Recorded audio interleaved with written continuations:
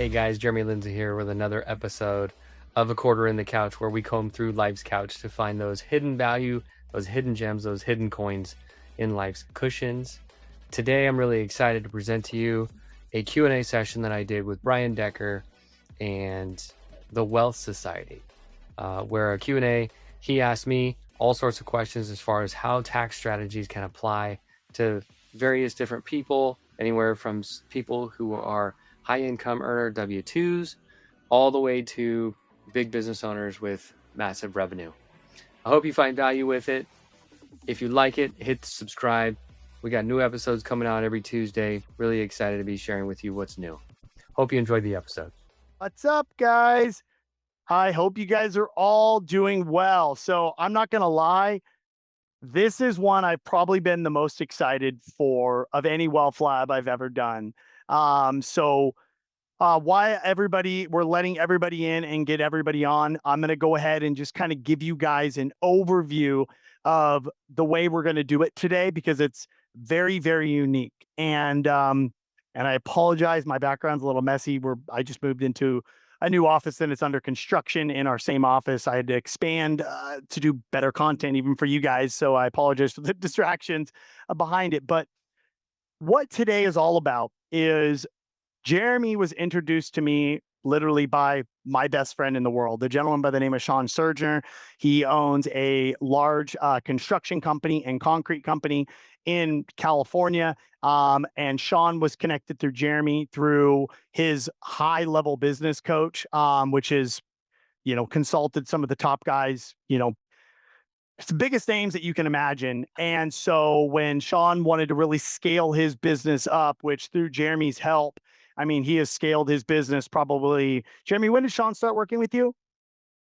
In 2019, And how much has he scaled his business by from 2019 to now? he's at 2.5x right now. And I could tell you, I've met Jeremy at Sean's, 40th. And unfortunately for me, I was not able to use Jeremy until this year due to exiting out of a mortgage company. One of my partners into that had a whole deal where we had to use another separate CPA. So once I exited out of that company, I had Jeremy be my first call because I went to school to be an accountant. I actually worked at a public accounting firm right out of college. That's what I wanted to do. And I learned very quickly on that there was 95% of all accountants were their whole job was just to basically do your taxes, because they were going to get paid the same whether you saved a bunch of money or you not. And they just wanted to consistently avoid any potential scrutiny. They didn't want to stay up to date on tax code. They didn't want to do any of the things that a true entrepreneur should do. And so it's been very difficult, as you guys have been asking me, to find a really good like group, EA or tax, strategist out there. And the hard part is it's very difficult to find somebody that is not 70 years old and not up to date to the tax code, or 31 years old and trying to build his business and making you a bunch of promises. So how do you find somebody that is around our age, that has a good 20 years of experience, but at the same time as having that, he works with high net worth people and he does it? Because it takes a while to build your book and build your trust. Many of them do public accounting firms beforehand. And so I am very, very critical on who I ever let into this group. And so I can't tell you how excited I am to have Jeremy on. He is truly one of the smartest people I know. I call him all the time when I have questions about stuff, and I have some complex stuff. And so what I want to do is allow Jeremy to go ahead and give himself a couple minute overview of himself. And then what I've done is I've taken some questions that I know many of you guys have, and I'm going to kind of go through and ask him some of those questions. And then in about right at about the 2:30 mark, I'm going to open it up to asking him live your guys' questions in the chat. So you guys can go in, put your questions in the chat. For all that I do ask is, when you ask a question, don't ask a question that is only for you, like, hey, I made $172,000 this year. I have 6 kids, 4 rental properties. My mortgage interest is this. What's the maximum tax write off you can get me? Like, try to make it as a somewhat of a generality. You can put it in there. I just won't ask it to them. So, like I said, I won't steal any of Jeremy's thunder. So, Jeremy, why don't you kind of just go in and kind of give people a little bit of an overview of everything that you do? Because first off, you don't just do tax. I mean, that would be like saying all I do is make Instagram videos. So why don't you kind of go in and kind of give people that overview? First and foremost, I want to say that I'm very honored to be here. And my experience with the group, you guys have been phenomenal. You guys have been welcoming, and you guys have been forthright with your questions. So I really appreciate that. And thanks to Brian for trusting me with such an intimate piece of his business. And I'm truly humbled and honored. So I'm Jeremy Lindsey. I reside here in Southern California. I'm between places right now, so I'm from Redlands, but I'm moving into Newport Beach right now, so I'm not there full time, but I'm there quite a bit of time now. And I've been doing sophisticated tax planning and financial advising to the ultra wealthy for about 20 years. Right out of high school in 2005, my older brother, who's a Wealth Society member as well, poached me into the business where I proceeded to grow that company and work with individuals ranging from, 2 to $3 million in net worth, all the way up to half a billion to even I did do a little bit of discussing and some strategy with a couple billionaires too. But although I wasn't super involved because they don't want a 22-year-old sitting at that table, um, which is something that I've learned. But in the meantime, cut my teeth on the family business through financial planning, registered investment advisory services, life insurance planning, complex estate planning, and then, of course, tax strategy. And I realized that um, I'm a tax professional at heart. I love tax. Tax is super fun. Tax strategy is even more fun. And so I decided to go hot and heavy into it in 2015, 2016, get my credentials and actually start signing off on people's tax returns. And then, like every family business that a lot of you probably have experienced, my dad and I had a blow up, and I started Clarity Tax Advisors in 2019. And so ever since then, I've been working with uh, very successful people on saving them millions of dollars in tax. And I think we'll get to a few fun stories about some of my successes and case studies.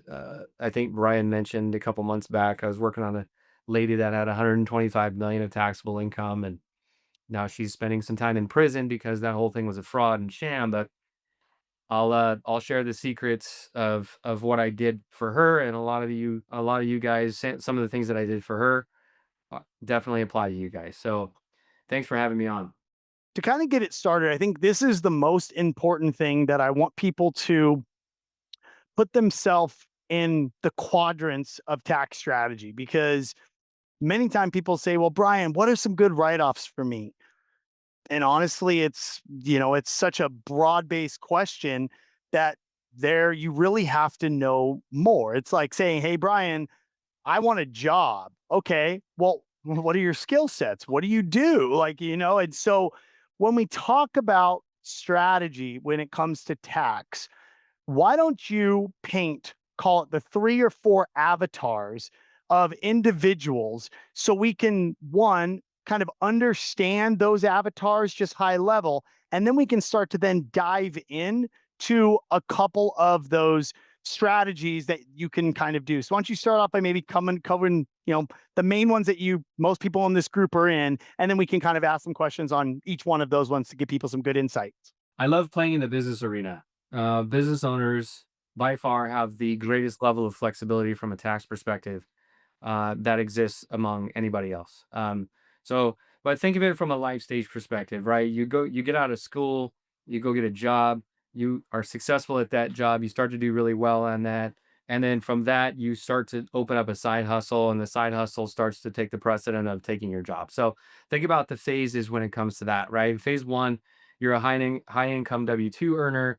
Phase two, you're high income W 2 with a little side hustle. And then phase three, that side hustle has actually replaced your W 2 and you've become a business owner. And so I think there's no magic threshold per se, but there's a specific tolerance level for you high income earners, this high W 2 people.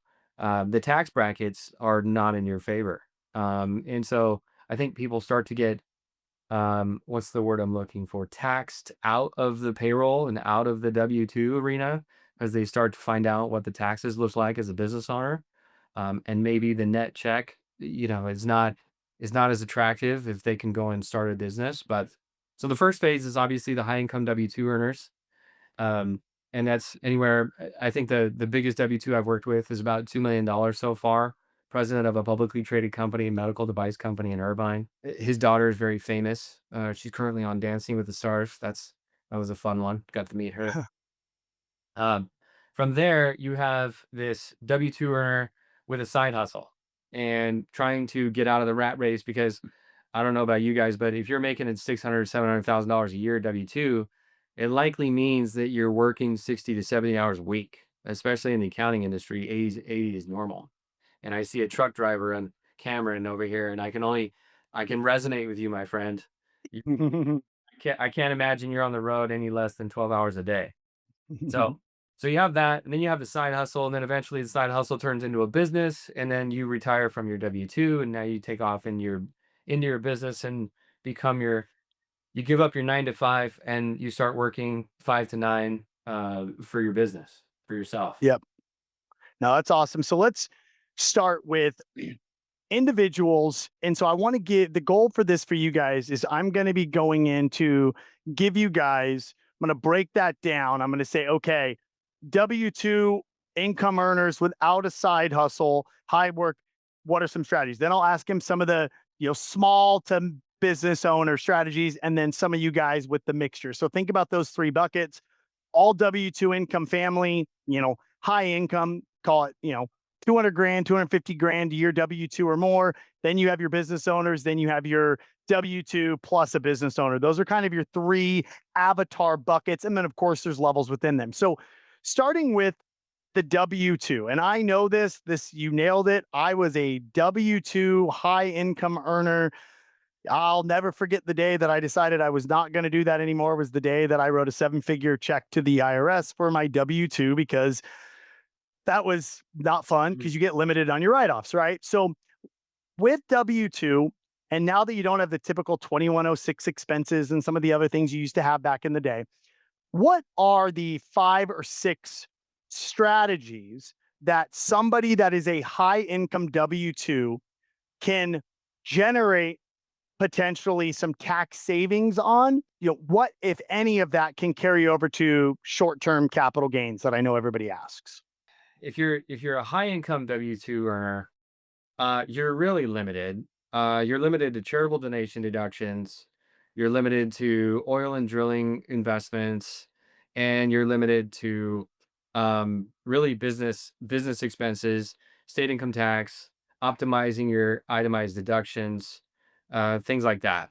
The biggest thing that I see people miss is they're not optimizing their filing status. Believe it or not, right? Married filing joint versus married filing single in certain areas.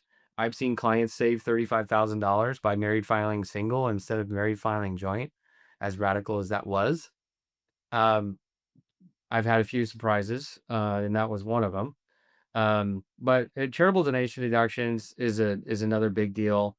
And then always any type of substantial loss over your itemized deductions is going to come from investing in some sort of business. And I want to reiterate this too. Tax planning does not mean tax avoidance.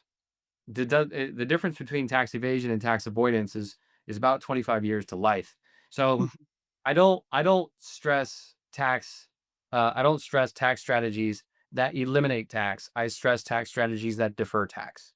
Because like the stock market, as we've seen the last 72 hours, up and down, I mean radical craziness, people lose their jobs. And so sometimes it makes sense to do a Roth conversion when the income's not high. So I'm always looking for tax deferrals. And so one of the things I will say too, Brian, is that a lot of you guys can work with your employers about installing really great tax-free fringe benefit packages for you guys. Whether it's mileage reimbursements for your car, whether it's maxing out your 401k, whether it's a profit sharing, whether it's health reimbursement arrangement, whether it's per diem charges, right? There's a lot of salespeople here making high income W-2s. You got per diem costs, things like that. Max out, number one, max out your paycheck deferrals as much as possible and max out all your fringe benefits from your employer. And if that means that you have to take a hit a little bit on your paycheck, then do that. Um, Make sure that your child tax credits are good. You know, the little rugrats running around known as children. Usually they're pretty good for $3,000 a piece, your tax deduction for each one. But charitable donation deductions, big, And then question on the business thing, because I really want to highlight that real quick. So I think this is a big thing that I had to learn was I know when I've had years where I had big cap gains or I had a really big year in my sales commissions. And it was like, I'd sit down with my CPA and he'd be like, well, you can give a bunch of money to your church. You can write up your standard deductions. You can max out your 401k. Or you can buy a long-term rental property. But the long-term rental property doesn't really work. You get a small amount of depreciation and that's it. And so there were two strategies that I knew from you. One of them is obviously actively managing a short-term rental, so you avoid the real estate professional avenue, and you can do a cost seg. So I'd like you to just highlight that very quickly. And then number two is investing in businesses, whether that be some of the strategies that you've done, whether that's AI companies or film companies or oil and gas, and talk about that even if quote unquote you're not planning on that business being successful, some of the advantages you get even in that business's potential failure.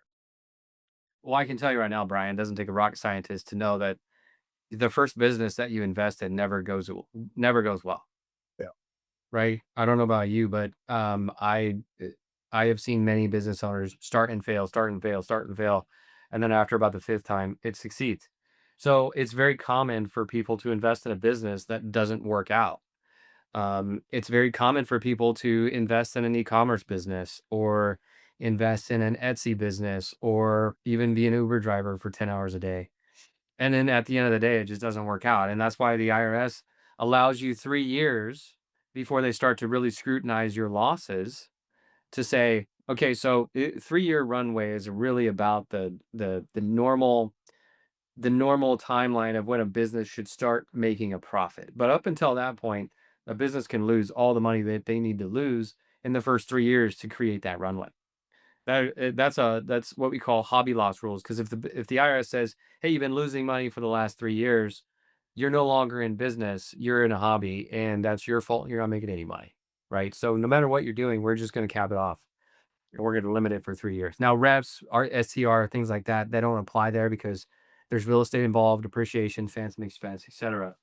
But yeah, Yeah. So to your guys' point, so you guys can understand that many of you guys, if you're thinking about starting a side business, whether it's your wife becomes a notary or you decide you want to start writing a blog, a travel blog, or you want to start writing a crypto blog, or you decide you want to do whatever you want. I know many of you guys have asked, well, Brian, like, isn't the IRS going to freak out if I show a couple of years of losses? And so that's why I wanted Jeremy to kind of highlight to that point, to take somebody that's a W 2 income earner. I'm not saying every one of you has to go start a business, but there's some very significant advantages to being able to do that. The second part of that, Jeremy, is one of the things that I have done in my past is really three separate investments. Now, number one that I did, and one of the reasons, not this AI company, another one I had invested in separately, was investing in an AI company because of like a lot of the R&D tax credits, a lot of that, and my investment ended up I invested like 250 grand and I got massive losses on my K1s because of the business and all of that. And I know you've experience in the film industry. So why don't you kind of talk about how if somebody not starts their business, invests in a business, there are certain businesses that have very favorable tax that can allow an investment to potentially have some pretty big tax benefits to help them offset that income. so I'll give you 2 case scenarios. One I literally worked on last week. He's an active client of mine, and when I was presenting his tax return, I noticed that he was pouring heavily into software development. And when I say heavily, I mean $500,000 a year for the last 5 years. And I asked him, I said, "Hey, is this going to improve a process, and is the outcome hypothetical in nature?" Technological IRC section 41 talks about R&D expenses and things like that. And he said, "Absolutely." I was like, "Well, this is what a qualified research expense is. Most of the time that is working with, software development costs, but it's also payroll and everything else that uh, when you try to improve a business process and the outcome is unknown, right? In an experimental nature, that is qualified research expense." What we ended up finding out was 80% of his business expenses were related to R&D credits, and it turned his it turned his $280,000 tax bill into a $100,000 tax refund because we were able to find $400,000 worth of tax credits from R&D. And so that is a great example of, if he were to say, "Hey, I'm taking on investors, now you own a piece of that company," because the credits, if you're an S corporation or an LLC or something like that, which when you make investments, it's usually an LLC and something like that. Otherwise, it's a C corp and the credits stay at the company level. But in his case, they flowed through to him personally on a K-1. And when that happens, it offset his personal liability, not his business liability. So if you own a piece of that company is going to give you a K-1 with credits involved. Yep. And Now, so you guys can understand that, say you have ABC company and they're doing a raise for the ABC company. And that ABC company is taking on, let's say, accredited investors, make $250,000 a year or more, have $1 million net worth, whatever your exact kind of threshold is. And they said, "Hey, here's the deal. It's a $150,000 investment. It's going to give you 1% equity into that company. You don't own the business. I mean, you own the business, but you don't operate in that business." Well, any of those businesses, that those tax credits, those additional write-offs, any of those things that flow through that business, that loss gets passed over to the investor, and that can flow through to offset your W2 income. That is commonplace in, you see oil and gas as big write-offs in this place. You see in the AI space right now with all these R&D tax credits or software, you can get these massive pass-throughs. You can also do it in the film industry, right? So, for an example, it is a way for somebody with the right strategic investments into the right type of company, that, let's say you put in $250,000 in a hypothetical standpoint, you could technically get a negative K1 for $200,000, which would reduce your tax bill. So if you invested 250 and you got a negative K1 for $200,000 and applied that, technically speaking, depending on what tax brackets you are in, that $200,000 loss just offset $200,000 of income, which could drop you down a tax bracket. I mean, you're talking that could be $100,000 of tax savings right there off of your investment while you still own equity into that company. And other avenues like film, I think you were saying, those even can be even higher. So it's that balance of like, am I investing in this, assuming it fails, but I know I have this stop loss of this potentially this really massive tax benefit? Or do I balance it with something that is a good company, is the likely to be a good return on my investment, but I also get some tax credits because of the R&D, and eventually it'll turn hopefully profitable in 3 or 4 years. And so for a lot of you guys that are high income, I wanted to bring this up because I'm working pretty hard. I know Jeremy is working hard on some of these type of investment opportunities for you guys, where high income people can choose to invest in it. And yes, on some of them, hopefully you have a great upside. On others, you, even if you don't get the upside, there's great tax consequences for you favorably. Possibly you're kind of, I don't want to say fully recoup that, but in many cases, in some cases, I'm sure, Jeremy, you've seen it, what they put in fully saved on tax savings alone, right? well, funny you say that, Brian. Okay, so two scenarios, because I happen to know through a friend of a friend, through a client who's a friend of a client's, that he went out and contracted with Tesla to build all of these Tesla banks, right? Tesla power chargers and all this stuff. Well, he's got $80 million worth of credits that he can't use, right? So I'm trying to work with him actually to allow for us school members or clients of mine, et cetera, to try to buy into that so that we can get some credits. Now, when I buy into that, I'm buying into the business model too, right? And there's ancillary benefits associated with it with tax, meaning I get tax credits associated with that too. But so there's that there's big businesses that are out there doing this. Now, I literally was just running a tax projection today on a close mutual friend, Brian, and what we figured out was if he were to invest in one of these types of opportunities, he'd get $100,000 tax refund, which just so happens to be the amount of money that he's investing into this opportunity. And so by investing into this opportunity, it actually went from him owing, $140,000 in tax to now getting an $80,000 tax refund because of all of the withholding that is in his W-2. So he even said, he's like, that's kind of a no-brainer, isn't it? So these opportunities exist all day long.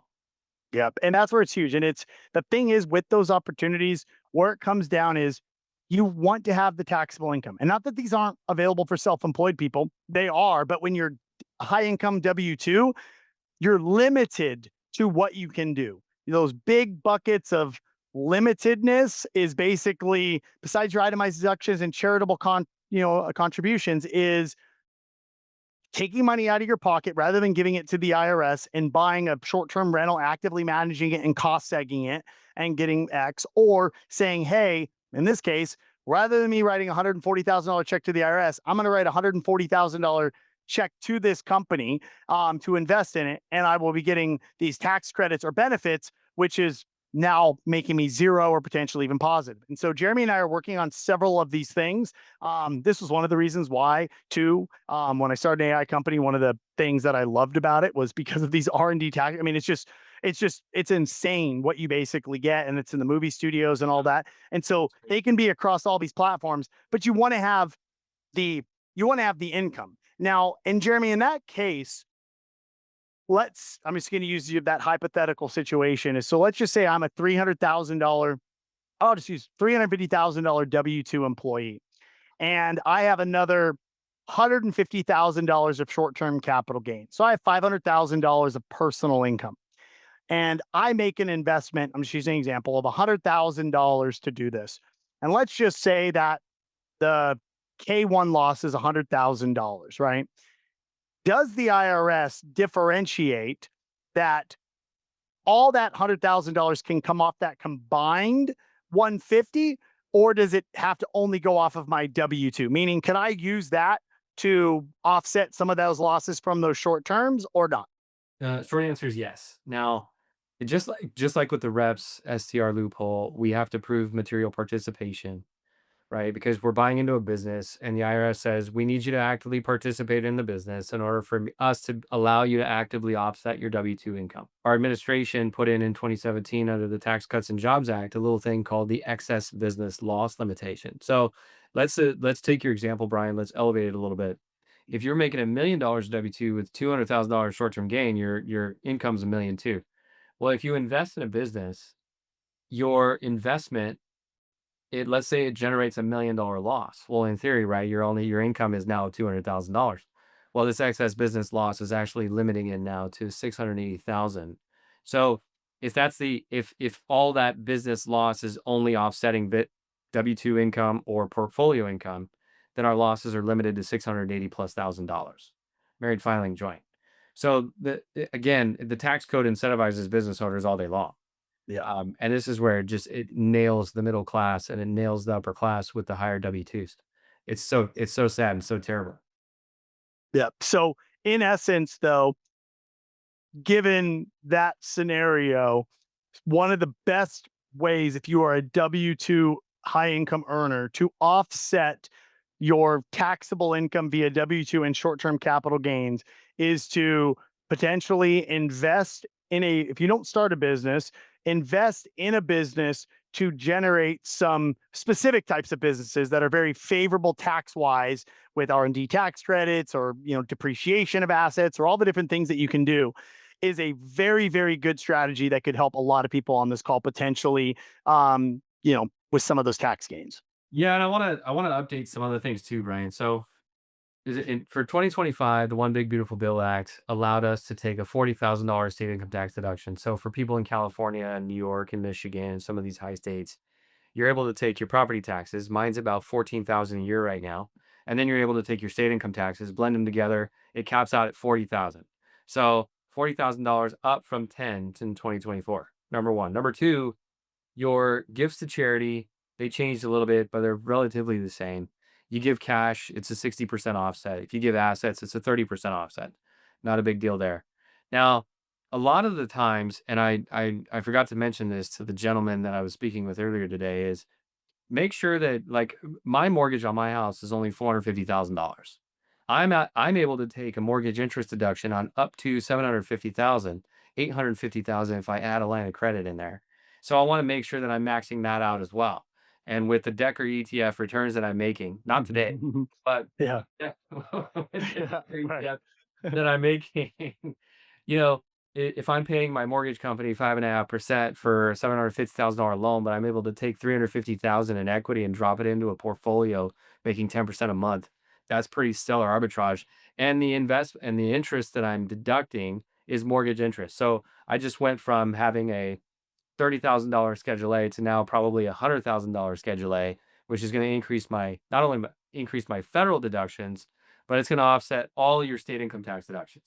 So, And which is huge. And if you figure that delta, because people ask me this all the time, right? Hey, Brian, should I max out my mortgage, put it in the markets? And what I tell everybody is this is number one, if you don't generate any returns at all off any of that income or any of that asset, can you still pay your mortgage payment? Right? Assume, you know, net neutral. Can you cover that? Can you cover that expense and still survive? Don't bank on making X percent per month to pay your mortgage. Don't ever do that. Number two is if you can say, hey, you know what? I can borrow at 4.5 to 6.5%, depending on when you get it. And you know that realistically, the way I've built Wealth Society is my target is 15 to 18% is what I aim for over the long duration of it. You have that delta. And then to his point, realistically, whatever your mortgage rate is, and depending on what your balance is compared to your income, you're probably ending up, if your rate's 6%, it really ends up taking your rate down to like 5% by quote unquote because of a tax deduction from that increased mortgage interest, right? And so again, never borrow and put more into the market that you can't cover the payment without, having to generate your returns because markets are cyclical, but it is a very good way if you are below that mortgage amount threshold that you're allowed to write off that mortgage interest to be able to increase your tax deduction with also funding something long term in your account. yeah. Um, and then the other thing I wanted to go over, I'm going to just highlight some things real quick on the business side, and then we're going to get into a bunch of your guys' Q&A. So when it comes down to business owners, and I'm going to talk about like full-time business owners, right? So let's just say whatever. You can pick any client of yours. And obviously there's different levels of business. I mean, there's things I would have loved to do and take advantage, pay my kids 55 grand a year and do this and that, but I have to have the revenue coming in to make that a possibility, right? So obviously when your business gets to a level where your profitability is whatever 250 500,000 $1 million or whatever, where you're then at the point of looking for ways to pay less money to the IRS. Many businesses are just, when you're building, you're looking for the cash flow to fuel your business, right? So everybody, when you're in a business, you have to understand where you're at in the business. Are you in a business where your business needs the cash? Okay, cool. That's awesome. You can reinvest it in the business and there's ways to. But then when your business gets to a level of maturity where you start having cash, like taxable income coming in, when that occurs, like what are some of your favorite strategies, maybe two or three strategies that you would say would really help people with where they don't feel like, oh my God, I would have had to pay this to the IRS, but now I'm having to go pay it over here and it's locked up for 10 years and I can never access it kind of a deal. Yeah, so the biggest thing that I see is that people just they don't understand what's a tax deduction and what's not. It might come naturally to some people and they say, "Oh, I'm an investment professional and so my subscription to Wealth Society is deductible," where as, somebody else might say, "Well, that's not the case for me." Literally there's been so many times where I've worked with people at every range of income. I'm talking a pest control door-to-door salesman making 180,000 a year to a guy making 35 million a year. They all are doing the same stuff. They have 7 credit cards. 4 of them are in their personal name, 3 of them are in their business, 1 of them's in their LLC. And, like, I was literally having this conversation 2 months ago with a client, and I said, "Hey, I have this thing, the rule number 1 is capture all expenses," right? So, capture all expenses, meaning don't just track your business accounts, track your personal accounts. As I was saying that, he's like, no, we pretty much covered everything. And I'm like, I guarantee you haven't, but okay, let's assume you did. A month and a half into it, we find a bank account that he forgot about.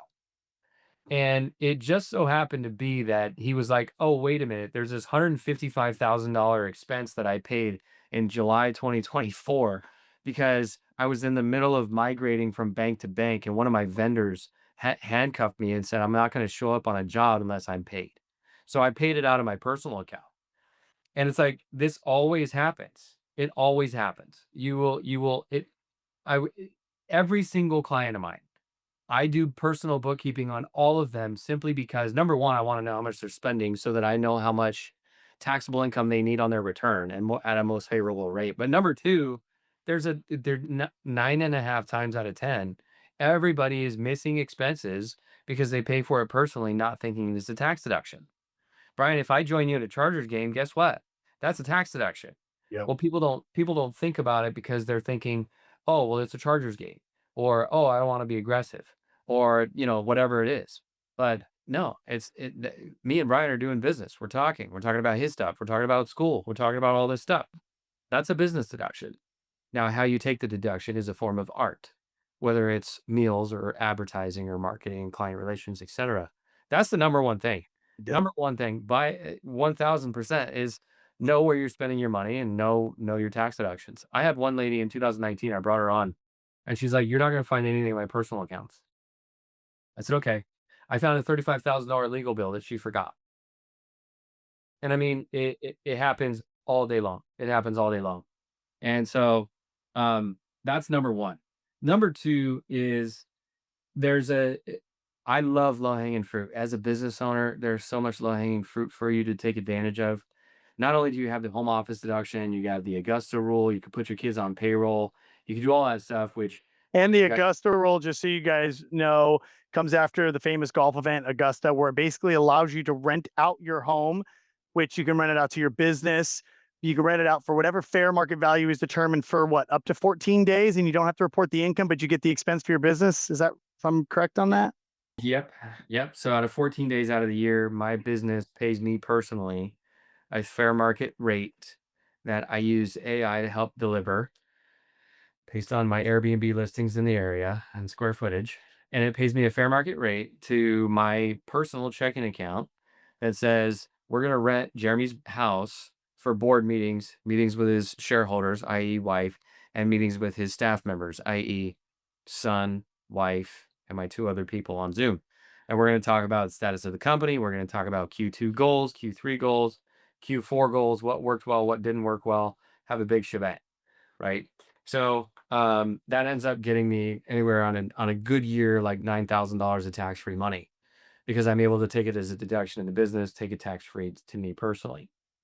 So in addition to all these like Augusta rules or home office deduction and all this other stuff, businesses need to be really aware that you have 368 pre approved methods of recognizing income and expenses. It's not 1, cash, or 2, accrual. You have 368 different options. And you don't need IRS, private letter ruling to say, "Yeah, I can do this." No, you have 368 ways you can recognize income and expenses. I'll give people an example, and this is going to be some of the most valuable advice a lot of service businesses, salespeople in here are going to hear. When you get paid fees in advance, it's California law that if someone asks me for a refund, if I get paid a fee in advance, I have to give it back to them any portion of unearned fees. Okay. So if I don't earn the fees, I have to give them a refund. If I earn the fees, then it's obviously a little different story. But if I have unearned fees, that means that I don't have to take that as income. So when I have my clients pay for tax preparation, for a 2025 tax year, and they let's say they pay me 10 grand in advance on in December, they get the deduction for December, but I don't get to recognize it as revenue until the following year when their tax return's actually done. So that's a great Which is example. huge for you to be able to roll income over to a following year to take yourself down a tax bracket. The other thing I know that I'd love you to touch on real quickly because it's what you actually are doing for two of my companies, Wealth Society and Propertify AI. Um, is the whole thing about the R&D tax credits and systems and processes. And I know many people are like, well, I don't run a technology company. It's so much broader than that, in terms of that. So why don't you just highlight that really quickly? Because this is where, for us, and especially with Propertify AI, I mean, we're talking in our world, it's millions and millions of dollars a year and R&D tax credits and all that stuff. But even with Wealth Study, we didn't build technology, but we built very unique, specific systems, processes, algorithms that are hypothetical in nature and they're proprietary to us. And all of the time of my employees, all of the other software systems that go in to feed into this mix, all of these things can go into that. So why don't you kind of just talk to people about that? Well, I think one of the misconceptions around qualified research expenses, like you said, people are thinking about lab coats and trying to come up with the Mhm, next COVID vaccine, right? That's not the case. It has to be, to your point, it has to be technological in nature. mhm. However, so many elements of our lives are technological. It's so easy to make that connection. I eh, I myself have Zapier connect 6 different pieces of software in my business to try to create efficiency. When we create or innovate on an existing process, 9 times out of 10, it includes technology naturally. And so because it includes technology naturally, it automatically falls into the first category of being technological in nature. The second thing is you have to now be it has to be experimental, meaning as you make these changes, you don't know what kind of outcome you're going to get. Well, for the business owners here, nobody knows what the outcome is going to look like when when the code is written or when the process is innovated. We don't know if we're going to get a spike in efficiency or if it's going to be dead weight and we got to cut our losses. So the hypothetical or the experimental nature of things is natural in and of itself also. There's a couple of different, like, excluded activities which we can get into, like routine data collection, right? So if I have AI help me go and, like, discover everything about you and find out you have 19 checking accounts and 4 properties and LLCs and all this other stuff, then that process of creating that might be limited, right? But there's a lot of different practical benefits. I've seen service businesses benefit from qualified research expense and R&D credits. I've seen construction businesses benefit from R&D credits, and then I've seen software people. Matter of fact, one of the biggest R&D credits that I've seen taken is you guys know the Cologuard, the colon screening. Okay, well, the company that does all the testing, they have millions of dollars a year in R&D credit activity every year. Happens to be a good friend of mine, and I actually helped them through that. And so the RD credits are so lucrative. They're so easy. And most of the time, just so you guys know, you're like, okay, well, I'm always like, is the juice worth the squeeze, right? So if we have $2 million, or even let's say 500,000, let's say a million, because I could do mental math out of a million. On $1 million worth of qualified research expense, you can get some credits as high as 20%. Most of them are going to be at 10. Sometimes they fall between 14 and 16. There's special elections. You can elect to reduce the expense. You can elect to not reduce the expense, but reduce the credit. And sometimes it makes a lot more sense to do that, right? So, and why would you do one or the other? You got to run the analysis to see what makes sense. But on $1 million worth of expenses, here's the other cool thing about R&D credits is you get the expense and the tax credit. Yes. You don't. Yes, and I want you, Wow. yeah, that's Yeah. what's so key. So in his example, let's just use $1 million of spending and a 20% R&D tax credit. They're reducing their income by $1 million from the expenses, and then they get $200,000 tax credit, not a write-off, a credit. And a write off means you get to reduce the amount you own. So if I made $1 million and I had a $500,000 write off, that means I'm paying taxes of 500 on $500,000 for easy math. Say that's a $30,000 30% thing. I'm paying $150,000 in taxes. Well, and credit means that $150,000 in taxes, it's dollar for dollar. It's basically a coupon to pay the IRS. So that Yeah. $200,000 tax credit would wipe out that $150,000 tax bill. So it's giving you the expense to reduce your income and then giving you the money to pay the IRS for what you owe. It's like American Express travel Yep. credit. So Yep. it's like someone just paid you $150,000 to your American Express and you can go swipe that bill up, baby, and go for it. That's exactly what a credit is. Yep.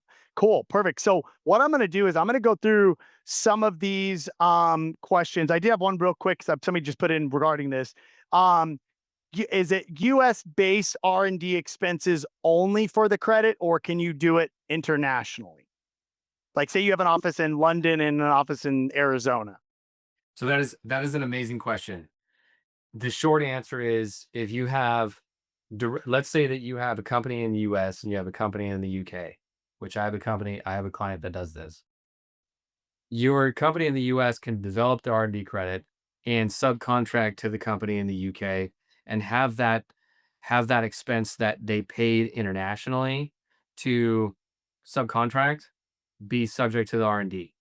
Now, you can't have your UK company issue US based R&D credit, but your US based company that's involved in R&D credit can issue that credit. Does that make sense? Yep. So what if, like, say, case, I'll give you an example because this is with my case of Propertyfy. So we are a US based company, but just like a lot of our AI developers, they are digital nomads, right? So they are US citizens, but one week they're going to be in the Philippines, another month they're going to be in UK. Maybe they'll live 6 months in the Philippines, but they're being paid by our US company. Could their cost developing this, even though they're physically not present in the US, go towards that? So again, when you make payments to subcontractors that are abroad, Yep. those payments have started to become a little bit more questionable, especially with Okay. the Beautiful Bill Act that Yep. R&D. Previously, it was allowed. Now, if you're paying a subsidiary company that you own in the Philippines, and that Philippines company is involved in developing R&D Hmm. stuff, that Philippines company cannot issue a K-1 to you that's subject to US credits. So for you, Propertyfy, the subcontractors that you're paying as digital nomads, generally speaking, yes, you could take the credit. It may not be the full credit. It might Yep. be reduced because the credit is supposed to incentivize US based companies to develop and create new products. Gotcha. Perfect. Okay. So I got another question. I'm going to go through this one. This from Naveen. For those of us living in states with high income taxes, New Jersey, California, New York, can you discuss the PTE election SALT workaround for small business owners? I believe we can still do this on top of the rise of the SALT tax, which is beneficial. I was in and out with patients, so sorry if this was already discussed. No, it wasn't discussed, and thank you for your question, Naveen. Um, yes, it's the best workaround that has been established by the states, such as Texas and California, where the state income tax is probably the highest. That New York, New Jersey sucks, by the way. So for you guys living in New Jersey, I feel for you, and that's speaking from somebody coming and living in California. So um, basically, what it means passes the pass through entity tax. It means that your business is going to pay your personal state income tax for your benefit. And when that happens, your business takes the full deduction for it. So let's say your business has $1 million net income and your state income tax is 150,000 personally.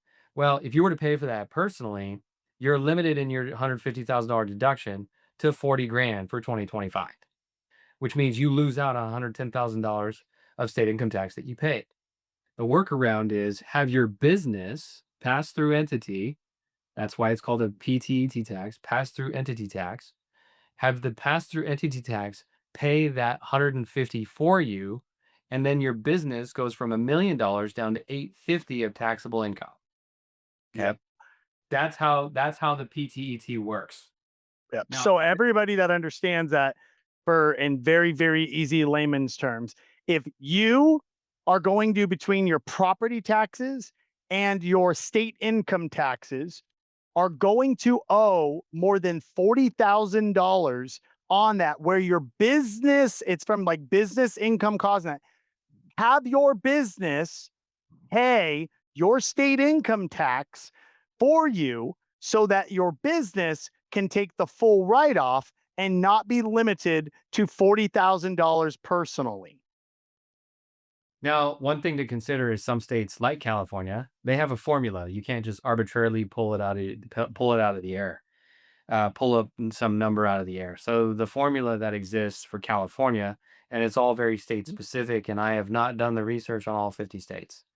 Um, so California says if you're making $1 million out of your business and you are eligible for this PTET, then 9.9% of your net income or your anticipated net income needs to be paid in before the end of the calendar year.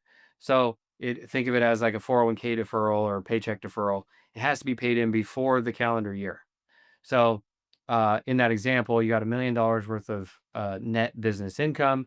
You got $150,000 California tax owed. Have the business write a $150,000 check to California before the end of this year to take the deduction. So another great question, and I know this has been one for, so if you're a business owner, listen up to this one. This is from David King. I own 3 companies. I can pay myself as a W-2 employee. I can also take distributions and obviously file a K-1. What is the best percentage of W-2 to K-1 to maximize my potential tax savings while limiting my self-employment tax? That's a great question, and it kind of depends on what kind of entity you're in. So, if you're an LLC with active income, all the net income from the LLC is subject to self-employment tax anyway, right? So we got payroll tax up to 168,700, and it is what it is. Now, if you're an S corporation, the net income is not subject to self-employment tax, and so only your paycheck is. So I believe your question talks about reasonable compensation, and I'm gonna imply that it does. Generally speaking, reasonable compensation is within a reasonable, obviously the word reasonable. So I have 5 people that work for me. Me as the owner cannot have a salary less than anyone who works for me because that's not reasonable, right? I can't have a sales guy make more money than me on a W-2, because the IRS is going to come in and say, dude, you're the owner, you're the proprietor, you're the guy or gal, you're the person. Why is somebody making more money than you? They're not the business owner. You are. So if I'm pulling 150 grand a year out of my business, I'm paying a sales guy 250, but I'm pulling $700,000 out as a distribution. IRS is going to heavily consider that and say, maybe there's a little skew here. So rule number one is don't get And the reason why they do that skew is because you're avoiding all those payroll taxes. You're avoiding the payroll tax. Now they care less after you've maxed out the payroll tax thresholds, the Social Security limits, 170, right? But they still care because anything over that pays for Obamacare, ACA, state funded taxes, the net investment income tax, the surcharge, all that stuff. So there's still a nice little 3% tack on that. If we're talking about, 500, 700, $800,000, there's 30 grand there just on that extra 3% surtax that they want to go after. So, so from that perspective, right, you also want to take into consideration the qualified business income deduction, right? And for the first time in my tenure, I actually raised somebody's W-2 last year, and they got a $40,000 tax deduction because we weren't maxing out the qualified business income deduction. So, qualified business income deduction says that if your business does a net $1 million and you're the only person on salary, you get a 20% deduction of $1 million if you have the appropriate wage amount or the adjusted basis in qualified property. Meaning you have a bunch of hard assets on the ground, or you're a construction company, you got $800,000 worth of equipment or something like that, where you've stimulated manufacturing or you've stimulated jobs by payroll. So he maxed out in his scenario, he had $1.2 million of taxable income, $170,000 of payroll. And what we did was we amended his payroll increased it to $398,000 and decreased his net income from 1,200,000 down to 900. And by doing that, it increased his qualified business income deduction from 80,000 to $190,000. And And so net, what did that save him per year? Just that, so I know that's people's. that one move, he paid 7,500 bucks in extra payroll tax from going from 168 to 390, but he saved $55,000 of federal income tax because of the qualified business income deduction. Exactly. And so, because I knew that a lot of times for people is like the biggest, thing that comes with it is to understand as a business owner, W-2 and, most people are like, I don't want to pay the payroll taxes in W-2. Like, I don't want to do that. But the reality is you have to do it some if your business is earning good money to stay out of their crosshairs of because what a lot of people don't know, I went through this, you can correct me anytime. I, in the past, always thought, oh, you're getting audited or you're not getting audited. And so, like, and it was like, and then I realized was they do line item audits. And that's what I got was like, filed my taxes, they came out and they hit one line item and said, prove your 2106 expenses are of this. I proved it, audit went away. And so many people, what you have to understand is that it's not, oh my God, they're going to audit every line on my tax return. Your goal is they're going to pick some things that they're looking for on red flags. So solve those little things and look at, and it'll allow your stuff that is still legal, but maybe a little bit, needs a little bit more support to back it to have a better chance of just kind of going through. Yeah, I mean, to your point, Brian, the IRS is in shambles right now. Government shutdown. They just furloughed 35,000 additional employees. Trump's talking about laying off half of those and not letting them return. I mean, we go from the Biden era of adding 87,000 new agents to now clawing back more than 50% of that budget allocation for other things. And then everybody that the Biden administration hired in the probationary period were all let go, and then on top that, so that brought the workforce from the Biden administration added from 85 to about 110, best case, because they had a hiring issue, just like all the businesses had a hiring issue. Nobody could find qualified talent, right? So then that brought the total employees of the IRS from 85 to 110. Trump lays off all 15,000 probationary workers, and some of you guys might say, well, hey, 15,000 plus 85 is 100. So we're about 110. Follow me. And from there, lays off all the probationary workers, and then he sends a deferred resignation notice to anybody that's 60 years plus or 50 years plus in age to the IRS that says, "Hey, you can defer your resignation. We're still going to pay you, but you can leave the IRS." That there was 14 or 15,000 people that took that. So even before the government shutdown, we were running at about a 75,000 employees running our government. So of that, then the government shutdown happens, and then all the enforcement action is now gone also while the government shut down. So IRS currently has 35,000 employees processing 180 million tax returns. And it's like, think about that from just a quick perspective. I don't carry the zero very well, but that tells me that there's 35,000 people for every 1,000 tax returns. Yeah. Like, right? I mean, if you do them, there's no chance. So it's a good day for you to owe the government right now, not the other way around. The government owes Yeah. you. You're not going to get it resolved for several months. Yeah. No, So exactly. to your I'm in the point, last, oh, go ahead. they've been very selective with who they audit now because of it, right? They don't have the time, they don't have the budget to go in and audit and pick everything. So they now publish this as part of the Transparency Act.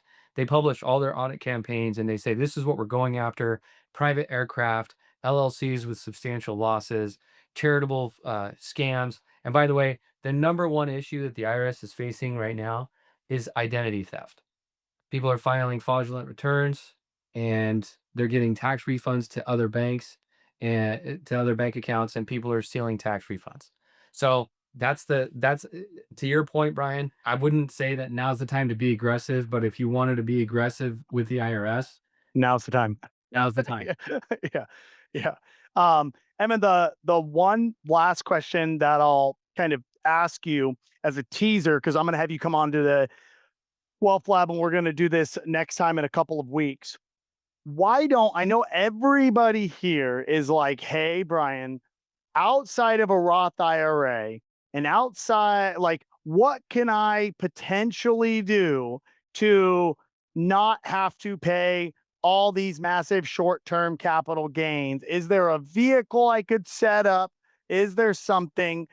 Now, obviously, everything that is done is unique to somebody's situation. Like to your point, the juice has got to be worth the squeeze. It's not willing to do all this for 50 grand. But if somebody has hundreds of thousands of dollars or millions of dollars in certain things, why don't you just give a 1 or 2 minute tease about a strategy that you are working on that we can, you know, later talk about that could be something that people can kind of potentially hire you to do with some of the other strategies? I know there's something that you and I have talked about, but Yeah. it's skipping my mind. But the if let's assume that I have $100,000 of unrealized short-term capital gain, and I'm going to need to sell this as soon as the government opens up, or our crypto cycle runs through the end of November or December, like you've preached, right? Before I sell all that stuff, understand that I can transfer all the stock and all the crypto into a C corporation and then sell it inside of a C corporation. So if I'm in a 36% tax bracket, I'm going to want to go and capitalize it into a C corporation where I'm paying 21% tax on the short term instead of paying 36 on the short term. That's number one. Now you're going into business with a C corporation.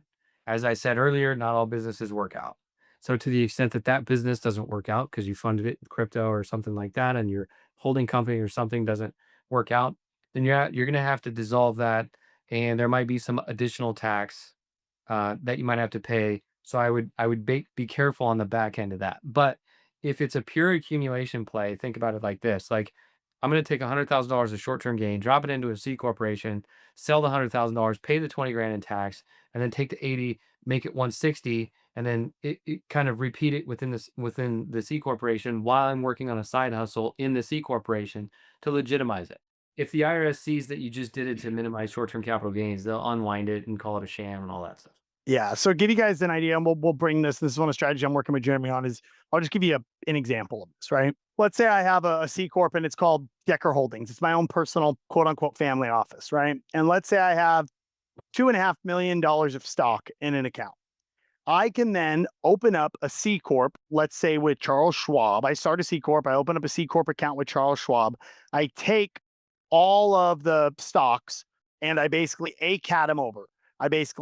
I don't sell all my stocks and then fund it with the cash. I move the stocks over to that new C Corp held Schwab account, right?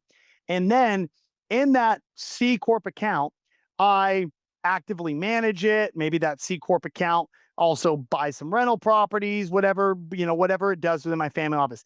And then when I'm generating short-term capital gains in that C Corp account, I'm paying a 20% tax instead of, a 35, 36% tax. So this is a strategy that we're going to be going over. You are never going to, if you have gone ahead and you have short-term capital gains that you've already generated this year from selling things in your account, outside of taking, you have your business write-ups, but let's say you're W-2, what you want to look to do to minimize your taxes is obviously take advantage of any of your standard write-offs, but then that is where it comes into some of the earlier strategies we talked about of potentially investing into a business where you can generate tax savings, tax benefits from that pass through K1, or you could do the STR election if that's a route you want to. I personally don't think the STR election is the best route to go. A lot of times, just in all honesty, you're putting up a lot of cash, and sometimes people just buy crappy Airbnbs just to take the write off, and they end up not making money on that investment rather than looking at companies that they could get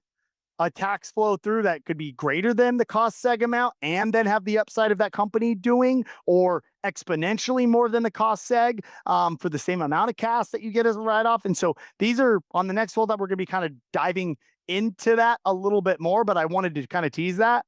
The last thing I want to go over before, I let you go over, obviously there's 900 of us on here or, in the community and not, I always like to say, as if you're going to go and all you're going to do is commute to work every single day, you don't need to go out there and buy a Ferrari, right? It doesn't serve your purpose. You're gonna go from point A to point B. It doesn't need it, right? However, if you're commuting 200 miles, guess what? Each way, probably want to get a Tesla, right? So depending on your tax situation, the professional should be assigned as a prescription to your tax situation. So what in your because I've known personally that you've saved people millions and millions of dollars in taxes and gone back.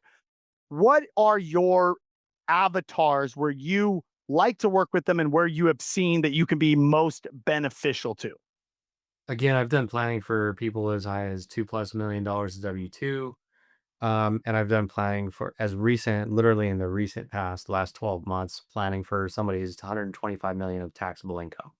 Yes, her tax bill was $37 million before I started. I think that as a W-2 person, you're limited in your options, right? And one thing that I want to tell you also as well is that because one thing I forgot is to offset short-term capital gain that you've already realized, understand that you can then also contribute that short-term capital gain into an opportunity zone, which allows for a 5-year tax deferral. So you take your short-term gain, roll it into an opportunity zone. You don't necessarily you're not able to invest it in the Decker ETF, but you're able to invest it under opportunity zone certified stuff, and then decertify the opportunity zone 20% each year to spread the gain out over the next 5 years. So that's for somebody who's already got short-term capital gain. You can roll that into an Oz fund, publicly traded Oz fund, and decertify 20% of it over the next 5-year period to ease the tax burden on the short-term capital gain. Now, with that said, I work really well with business owners at high income levels. If you're a business owner and the IRS is chasing you for $800,000 tax in 2022, I can fix that. If you're a business owner and you're frustrated with your CPA because they're not bringing the ideas, you're bringing the ideas to them and they're saying that they can't do it for you, I'm your guy, right? So the business owners is really where I sing because there's so much low hanging fruit. There's so much juice everywhere in a business owner's life that it really makes it worth it.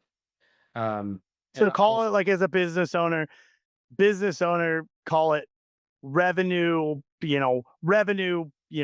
million, 2 million plus is kind of your bottom end, would you say? Is that kind of it? Would you say? um, Or yeah, what would you say?